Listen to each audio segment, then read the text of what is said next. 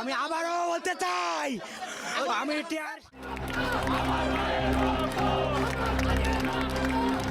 মুক্তিযোদ্ধাদের পক্ষ থেকে নানা মুক্তিযোদ্ধা।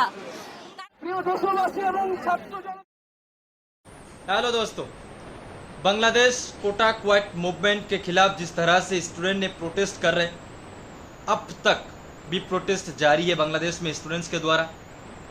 और लगभग 200 से भी ज़्यादा जो कि सरकार के द्वारा दिए गए आंकड़ा है, और हम सबको मालूम है कि सरकार के द्वारा दिया गया जो आंकड़ा है उससे कई गुना ज़्यादा होता है। और यहाँ पर सरकार के अगर हम मान लेते तो 200 से ज़्यादा स्टूडेंट्स की मौत हो चुका है इस स्टूडेंट प्रोटेस्ट में। लेकिन अब तक सरकार के द्वारा किसी तरह की वैसा डिसीजंस नहीं लिया गया जिस डिसीजंस पर स्टूडेंट्स खुश हो। अब यहाँ पर सवाल यह है कि देखिए, डेमोक्रेसी कंट्रीज़ पर जहाँ पर सरकार जब चुनी जाती है 51% वोट या 51% अगर सपोर्ट किसी एक पार्टीज को मिलता है तो उस पार्टी सरकार बनाने के लिए राइट्स मिलता है या सरकार बना सकता है। लेकिन उसी सरकार के द्वारा किसी एक रूल्स या किसी एक लॉ के खिलाफ जब देश की पूरी 90% यूथ स्टूडेंट्स ने प्रोटेस्ट कर रहा है, यहाँ पर सरकार क्यों कुछ नहीं बोल रहा है, ये कहीं ना कहीं डिसअपॉइंटेड है। देखिए, ऐसा कोई नहीं कि ये लोग जो प्रोटेस्ट कर रहे हैं, ऐसा कोई भी नहीं कि इन लोगों के दिमाग नहीं है। ये बांग्लादेश की वो सब स्टूडेंट्स प्रोटेस्ट कर रहे हैं जो कि एक आने वाले दिन के लिए ब्राइट स्टूडेंट, देश के लिए वो स्टार है। क्योंकि हर वो स्टूडेंट जो यूनिवर्सिटीज़ पे पढ़ रहे हैं और जो स्टूडेंट्स मौत हो चुका है, जिसके स्टूडेंट्स को मारा गया है बांग्लादेश की पुलिस के द्वारा, और बांग्लादेश की एक यूट्यूबर्स तो नहीं है, मतलब एक इन्फ्लुएंसर्स ने ये सवाल पूछते हुए गाड़ी में जाते हुए पुलिस को ये पूछा कि भाई और कितने दिन गोली चलाओगे।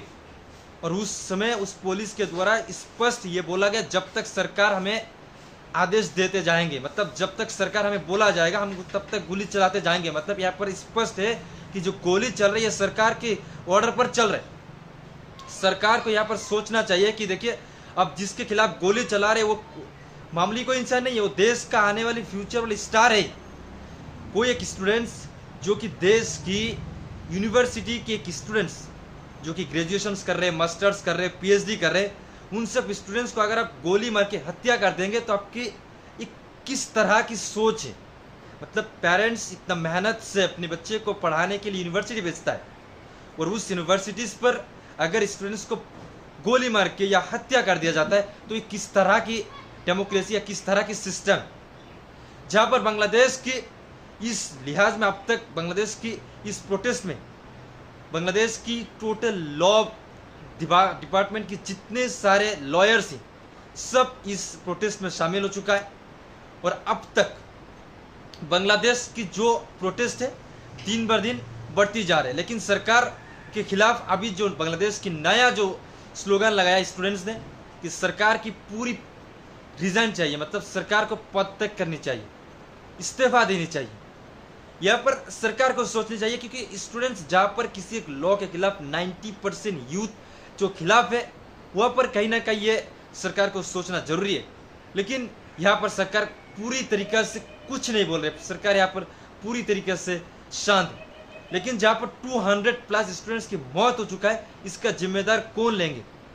ये अगर आप समझिए कि अगर स्टूडेंट्स जो यूनिवर्सिटी के स्टूडेंट्स होता है, सबका एक ड्रीम्स होता है, सबके पेरेंट्स की ड्रीम्स होता है कि बच्चे पढ़ कर कुछ बने। लेकिन अब हालात ऐसे हुए गए कि वहाँ पर जब स्टूडेंट्स पढ़ने आते हैं यूनिवर्सिटीज़ में, आप गोली मार की हत्या कर देते हो। ये किस तरह की सिस्टम है?